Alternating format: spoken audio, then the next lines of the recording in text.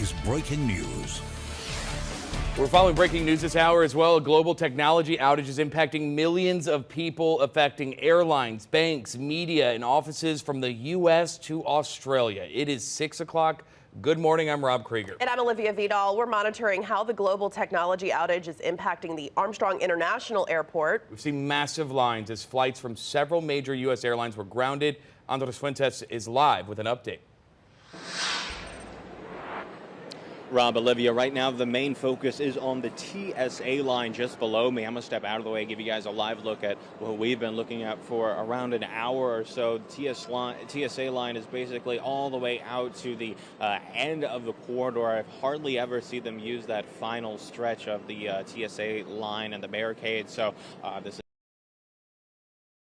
at the international airport tried to deal with the massive tech outage. Now I'm going to show some of that video that we shot just an hour or so ago of some of the massive lines over at the check-in. Now this outage is primarily affecting United, American, and Delta, but it was that Delta line here at MSY that stretched nearly outside of the entrance. It curved here throughout the terminal, and it left a lot of people, hundreds of travelers here this morning, frustrated. They were wondering why they weren't alerted either by the airline or by MSY, and why they weren't really given much information once they got up to the attendants there at the kiosks as to what is going on, what's causing this delay, and whether or not they'll actually get on their flights. I spoke with one Delta passenger who told me that the attendants told him it's going to be a 2-hour delay for every Delta flight this morning, no matter what, and all the passengers, no matter what, have to go check in physically at the kiosk, whether they have a check-in bag or not. So understandably, for a lot of people going to business trips or vacations, especially the gentleman that we interviewed earlier this morning, it's a lot of frustration here at the airport. So it's a little scary because I really thought they were being hacked. And then I'm thinking like I'm about to get on a plane. And then if these systems are down, what's the potential risk to the plane itself?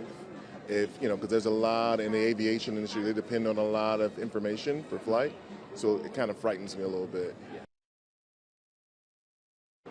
And that's the same sentiment we've been getting from a lot of passengers here at Armstrong International, just trying to get the latest information about not only their flights, but what flights at their next destination, if they are connecting, what those statuses are. But as of right now, little information between passengers and airlines and passengers and airports as they are trying to figure out how best to deal with this situation. But when we have more on the situation here at MSY, we'll be updating you both on air and online. For now, reporting live on the Fuentes, Fox 8, Local First. I'm Josh Robertson in the Alert Center. Well, CrowdStrike's CEO says that the company is working with customers right now on the global outage, and a fix has been deployed.